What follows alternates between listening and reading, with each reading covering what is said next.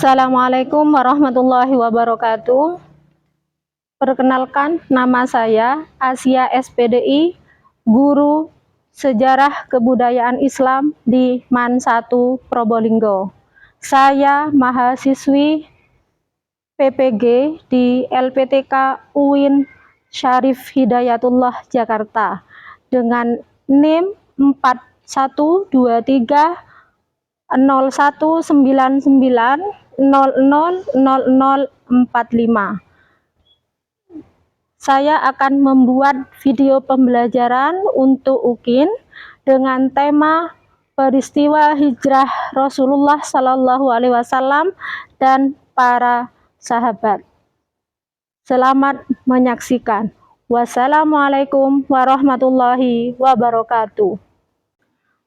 Assalamualaikum warahmatullahi wabarakatuh. Waalaikumsalam warahmatullahi wabarakatuh. Bagaimana kabarnya hari ini anak-anak? Baik. Alhamdulillah. Siapa yang nggak masuk hari ini? Semua. Masuk semua. Memang rajin kelas ini ya. Ya. Sebelum kita mulai pembelajaran kita pada pagi hari ini, marilah kita berdoa bersama-sama semoga pembelajaran kali ini berjalan dengan lancar. Untuk Muhammad Sodiki, silahkan dipimpin doanya, Nak. Sebelum kita mulai pelajaran ini, kita berdoa dimulai. Bismillahirrahmanirrahim. Raditu billahi rabba wa bil islam madina wa bi muhammadin nabiyya wa rasula. Rabbi zidna ilma warzuqna fahma solihah. Amin. Baiklah, kali ini kita akan belajar tentang peristiwa hijrah Nabi Muhammad dan para sahabat.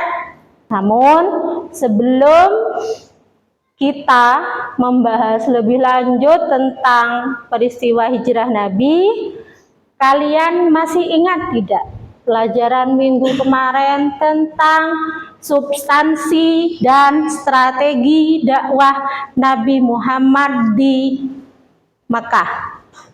Apa kira-kira substansinya, isinya mengajarkan tentang ketauhidan. Kemudian strateginya apa yang dilakukan? sembunyi. Setelah sembunyi-sembunyi, strategi yang dilakukan adalah terang-terangan. Jadi itu ya substansi dan strategi dakwah Nabi Muhammad di Mekah. Untuk pertemuan ini kita akan membahas tentang proses ini hijrahnya Nabi dari Makkah ke Madinah. Kira-kira ada yang tahu tidak apa pengertian hijrah? Berpindah ya. Untuk apa berpindah itu? Ayo, untuk apa? Ke tempat yang lebih menyebarkan agama Islam, kemudian mencari tempat yang lebih baik. Baiklah, untuk tujuan pembelajaran kali ini, yang pertama, kalian diharapkan mampu untuk menganalisis peristiwa hijrah Nabi dari Mekah ke Madinah ya. Ini hijrahnya dengan para sahabat nak ya. Kemudian tujuan yang kedua yaitu kalian mampu mengevaluasi peristiwa hijrah Nabi Muhammad dari Mekah ke Madinah.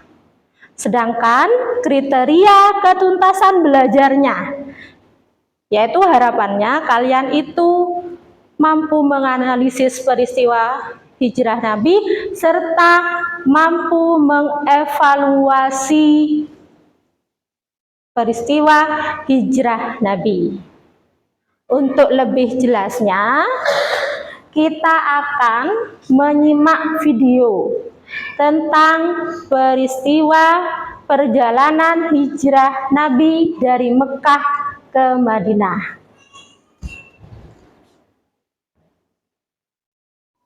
Sebentar ya, saya putarkan videonya.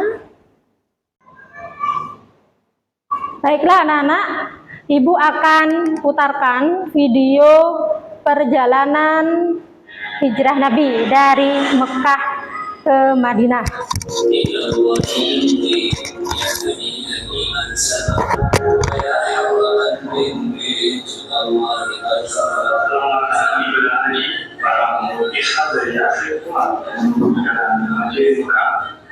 Di Mekah, Muhammad SAW mewujudkan muslim di sana untuk berhijrah. Hijrah merupakan makan yang cukup besar resikonya. Dan setiap orang merasa tidak mampu bebas untuk tetap tinggal di Mekah. Pada musim panas tahun 622 Masehi, sekitar 70 orang bersama keluarganya meninggalkan Mekah menuju Madinah. Di sana mereka tinggal di rumah sahabat Ansor sampai mereka mempunyai rumah sendiri. Ketika Quraisy mulai menyadari akan adanya eksodus tersebut, mereka berusaha menjegat beberapa orang dari melakukan hijrah ke Madinah. Mereka memandang hijrah Muhammad sebagai ancaman yang serius. Mereka khawatir bahwa kepemimpinan Muhammad SAW menduduki Yathrib akan menyerang Mekah atau paling tidak memotong jalur perjalanan mereka ke Syam. Akhirnya mereka melakukan rapat di Darul Nadwa Parlemen Mekah. Iblis datang dalam pertemuan tersebut dalam bentuk seorang pelayan bicara. Dalam rapat tersebut, Abu Jahal memberi usulan, kita harus memilih seorang pemuda yang gagah dan merasa baik sebagai wakil dari tiap kabilah. Kemudian kita berikan kepada tiap-tiap wakil itu pedang dan lurus. Mereka selanjutnya akan membunuhnya secara bersama-sama dengan sertifikat masing-masing. Dengan begitu, kita bisa terbebas dari ancamannya. Sebab, bila mereka melakukan hal itu, berarti darahnya telah ditumpahkan oleh semua kabilah. Sehingga Bani Abdul Manaf tidak akan mampu memerangi semua kabilah. Hasilnya, mereka terpaksa harus menerima dengan lapang dada dan kita pun merasa puas karena lain. Usulan tersebut didukung oleh iblisnya yang tadi dan akhirnya disepakati dalam rapat tersebut. Ketika keputusan kecil untuk membunuh Nabi SAW telah diambil, malaikat Jibril turun membawa tuloknya yang isinya memberitahukan kepada beliau tentang persekongkolan kaum Quraisy tersebut dan izin Allah kepada beliau untuk hijrah menentukan waktu hijrah tersebut dengan mengatakan, malam ini engkau jangan berbalik di tempat tidur yang biasanya. Siang harinya, di tengah terik matahari, Rasulullah SAW mendatangi Abu Bakar untuk bersama-sama menyepakati tahapan hijrah. Kemudian Rasulullah SAW pulang dan berkata kepada Ali bin Abi Thalib bahwa beliau akan berhijrah di Yathrib. Pada malam harinya, Rasulullah SAW memberikan perintah kepada Ali, tidurlah di tempat tidurku, berselimutlah dengan kuda hijau yang berasal dari Hadar maupun minggu ini. Gunakanlah untuk tidurmu, sebab tidak akan ada sesuatu pun yang kau benci dari mereka yang mampu menjangkaumu. Bila akan tidur, biasanya Rasulullah selalu memakai kudanya tersebut. Seiring berjalannya malam, para pembunuh utusan Quraisy telah berkumpul untuk rumah Rasulullah SAW. Sementara Rasulullah telah berhasil keluar dan menembus barisan-barisan mereka, beliau memungut setumpuk tanah dari Al-Baqarah, lalu menamparkannya ke arah kepala mereka. Ketika itu, Allah akan mencabut pandangan mereka dari melihat beliau, sehingga tidak dapat melihat beliau, sedangkan beliau membaca firman-Nya. Dan kami adakan di hadapan mereka dinding dan di belakang mereka dinding pula, dan kami tutup mata mereka sehingga mereka tidak dapat melihat. Yasin ayat 9. Kemudian beliau berjalan menuju kediaman Abu Bakar, dan selanjutnya keduanya keluar melalui pintu kecil di belakang rumah Abu Bakar pada malam hari hingga tembus kedua sur yang menuju ke arah Yaman. Ketika telah tiba di gua, Abu Bakar berkata, "Demi Allah, jangan kau masuk dulu sebelum aku masuk. Jika ada sesuatu di dalamnya, biarlah aku yang menelannya saja." Dia masuk, lalu menyapunya. Dia menemukan di sampingnya ada beberapa lubang, lantas menyobek kainnya dan menyimpannya. Rasulullah pun masuk dan meletakkan kepalanya di lampuannya, lalu tertidur. Sementara kaki Abu Bakar berjinah-jinah berpisah dari lubang yang di pipinya. Namun, dia tidak bergerak sedikit pun karena khawatir memakmurkan Rasulullah.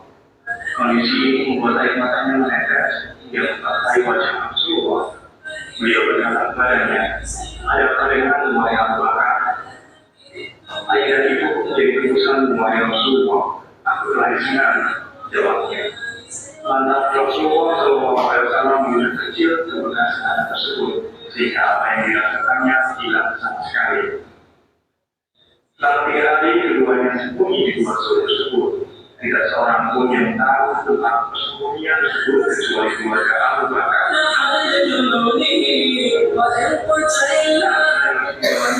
Orang-orang Quraisy memutuskan untuk menggunakan semua sarana menangkap kedua orang tersebut. Mereka juga memutuskan untuk memberikan hadiah besar dan 100 ekor unta sebagai harga mati untuk masing-masing keduanya. Bagi siapa saja yang membawa keduanya ke hadapan orang-orang Quraisy. Apapun kondisinya, dalam keadaan hidup atau mati.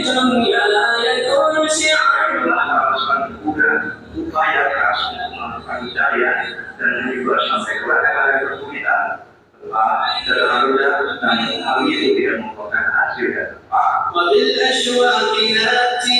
Pada hari ketiga, keinginan dibuat sudah tercapai suara sekelompok laki-laki yang semakin lama semakin dekat.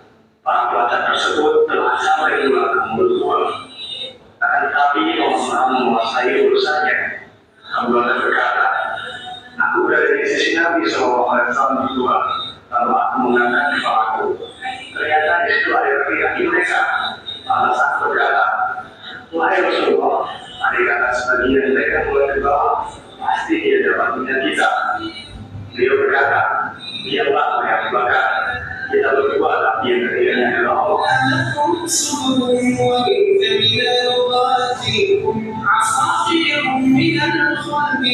Kejadian tersebut merupakan mukjizat yang dianugerahkan oleh Allah kepada Nabi-Nya dalam rangka memuliakannya.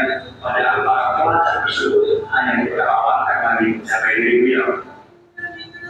Menyadari bahwa kafir Quraisy mulai mengumpul di sekitar lokasi tersebut, Muhammad SAW dan Abu Bakar meminta pembantunya untuk membawa unta mereka. Mereka menuju Abdul bin Quraisy al-Aisi sebagai penuju jalan. Dia merupakan seorang penunjuk jalan yang berpengalaman. Dia ketika itu masih menganut agama kaum kafir Quraisy, namun Ridwan menaruh kepercayaan kepadanya dan menyerahkan kedua unta mereka kepadanya. Kemudian Rasulullah SAW dan Abu Bakar berkata, Amir ini jika ikut dalam jalan ini. Mereka semua dipimpin oleh Abdullah bin Quraisy dengan menempuh jalur pesisir pantai. Di sisi lain, tawaran hadiah 100 ekor unta bagi yang mampu menangkap Muhammad SAW membuat beberapa orang berulang-ulang mendapatkannya. Di antaranya adalah Suraqah bin Malik. Setelah mendengar informasi tentang keberadaan Muhammad SAW, ia memutuskan untuk mengejarnya. Kudanya pun dipacu.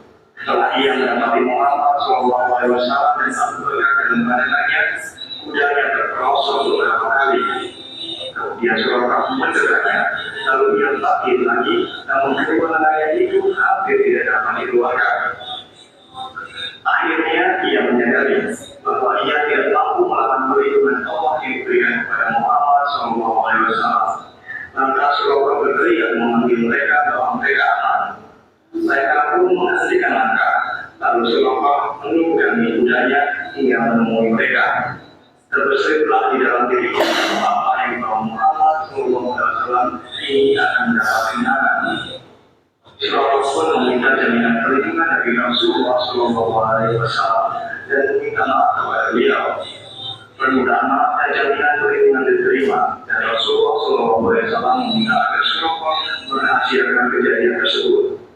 Suraqah segera kembali ke Mekah dan berusaha menggagalkan usaha penjahat Muhammad SAW. Selama 7 hari berturut-turut, rombongan Rasulullah SAW berjalan menyusuri kegelapan malam hingga mereka mencapai kampung Bani Salim di Madinah. Ketakutan mereka berkurang dan untuk pertama kali hati mereka terjaga dengan harapan dan jaminan di sana. Mereka hampir sampai pada tujuan. Para sahabat Yasir dengan berita yang mengatakan bahwa junjungan mereka Rasulullah SAW telah melakukan hijrah ke Madinah untuk bergerak dari Yasir. Seakan-akan permusuhan dan usaha kaum Quraisy untuk membunuh Rasulullah SAW semakin saat Yasir menunggu kedatangan beliau SAW dengan penuh kecepatan dan mencoba mendengar informasi pelarian beliau sudah mungkin. Kebanyakan dari mereka menggunakan dari Rasulullah SAW sebelumnya. Rasulullah SAW dan Abu Bakar di dalam Nabi Kuba yang terletak di pinggiran Madinah. Di sana mereka menginap beberapa hari dan kemudian disusul oleh Ali bin Abi Thalib. Beliau mendirikan masjid di Kuba dan sholat di dalamnya. Inilah masjid pertama yang didirikan atas fondasi takwa dengan dia. Pada hari Senin 27 September 672 Masehi, di tengah kesempatan umat Islam menunggu kedatangan Rasulullah SAW, seorang Yahudi asli berteriak kencang-kencangnya, "Wahai Bapak, ini apa yang kamu tunggu sudah datang." Dan terdengar suara jatuh aduk dan berkeinginan diri kaum Bani Amr di bawah. Mereka mengikuti masalah perhatian, mengerumun beliau sembari berkeliling seputarnya, sementara ketenangan telah menyelimuti diri beliau. Yang itu sekarang dikenal dengan nama Madinah, mereka dari Madinah Nabi atau Bukanan.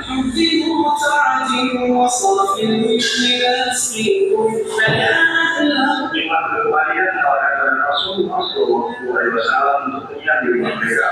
Namun Rasulullah SAW membiarkan orang yang memilih. Biarkan mereka ini berjalan, karena ia diperintah. Maka orang tersebut terus berjalan sampai akhirnya bertemu dengan Abu Ayyub. Di sana kemudian dibangunkan Masjid Nabawi. Kaum Muhajirin dan Ansar bersama-sama membangun masjid dari batang pohon kurma sebagai tiang yang ketat yang terbuat dari api kurma. Satu sisi bangunan yang cukup lebar tetap dibiarkan kemudian kaum Muhajirin dan Ansar tetap membuka satu ikatan. Rasulullah SAW pun menyatukan mereka dan sesuaikan persaudaraan dan memaafkan persekutuan. Islam untuk satu kekuatan dan menghapuskan segala perbedaan.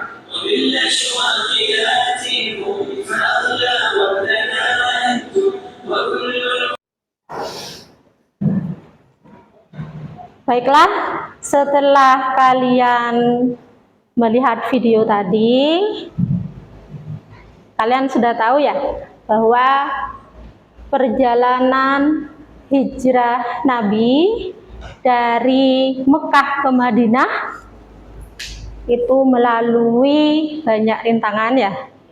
Kemudian yang menemani beliau ketika hijrah itu siapa?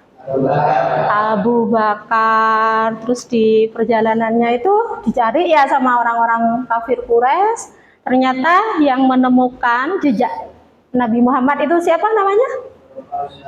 Suraqah bin Malik ya. Baiklah, dari video tadi ternyata ada masalah yang harus kita pecahkan. Kalian saya bentuk menjadi 3 kelompok ya. Kelompok pertama kelompoknya Anas ya. Kemudian kelompok kedua kelompoknya Jason. Kelompok ketiga kelompoknya Irsyad. Apa masalahnya Bu yang akan kita pecahkan? Yaitu dicari apa kira-kira yang menyebabkan Nabi Muhammad hijrah ke Madinah. Apa karena takut dengan orang kafir? Apa karena ada hal lain yang menyebabkan beliau mengambil keputusan untuk hijrah ke Madinah? Baiklah, kita bagi kelompoknya. Silahkan sesuai dengan kelompok yang Ibu bagikan ya. Kelompok 1, ayo kumpul dengan kelompok 1. Sodiki ini pindah ke sebelah sini duduknya ya. Dibawa ya bangkunya. Ini Jason di sini merapat ya. Rahman juga merapat. Terus kemudian Irsyad, Anas, Tian juga merapat ya. Saya berikan LKPD-nya. Masalah yang akan kalian pecahkan dengan kelompoknya ini adalah apa yang menyebabkan Nabi Muhammad ambil keputusan hijrah ke Madinah. Nanti tulis di sini, diberi kelompok ya, nama kelompok, kemudian jawabannya apa. Ini juga ditulis. Nanti kalau sudah selesai, ini Irsyad, nah, dicari ya. Kalian bisa mencarinya melalui buku literatur ya, LKS-nya sama buku paket. Bisa juga browsing di internet. Ini. Kemudian Irsyad, ini HP-nya. Dicari ya di soal LKPD itu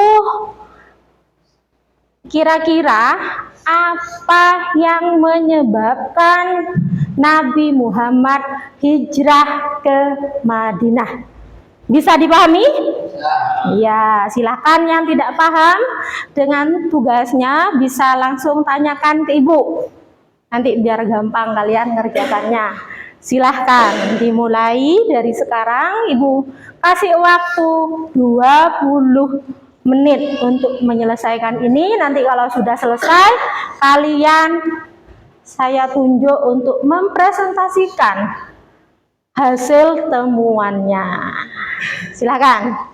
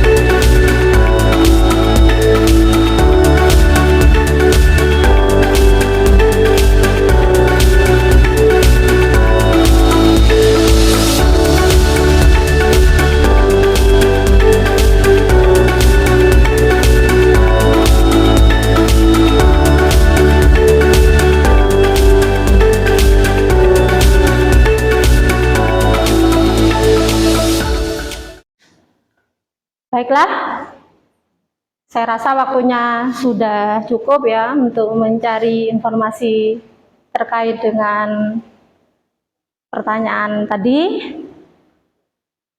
Sekarang saya minta kelompok mana kira-kira yang siap untuk presentasi? Oh, kelompok 1. Silahkan Ariel, presentasikan apa yang menjadi sebab Nabi hijrah ke Madinah. Maju nak di sini. Di sini sendirian, enggak apa-apa. Mewakili kelompoknya, nanti kelompok lain menambahi ya.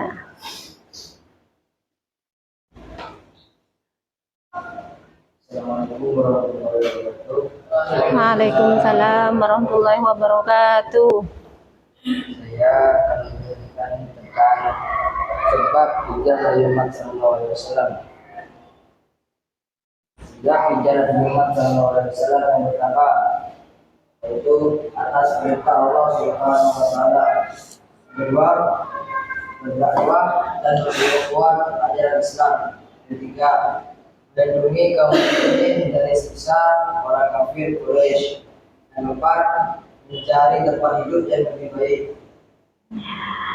Baik, ternyata ada 4 ya sebab yang menyebabkan Nabi hijrah ke Madinah. Silahkan duduk kembali, Ariel. Makasih. Tepuk tangan untuk kelompok 1. Sekarang kelompok 2 mungkin mau menambahkan, atau kelompok 3?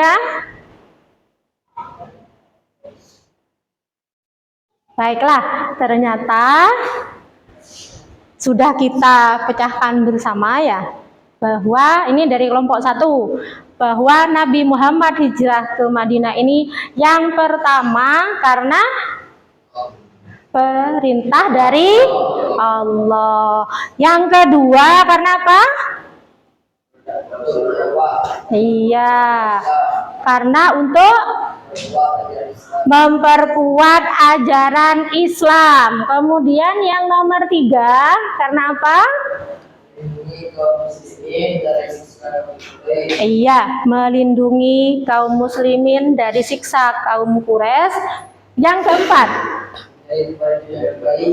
mencari tempat yang lebih baik. Ini sesuai dengan pengertian hijrah, yaitu pindah dari tempat yang baik menuju tempat ke yang lebih baik. Jadi hijrah ini mencari yang lebih baik. Nah, ternyata setelah diteliti di Madinah ini lebih baik tempatnya untuk menyebarkan agama Islam. Ya, baiklah, dari sini ada pertanyaan terkait dengan peristiwa hijrahnya Nabi Muhammad.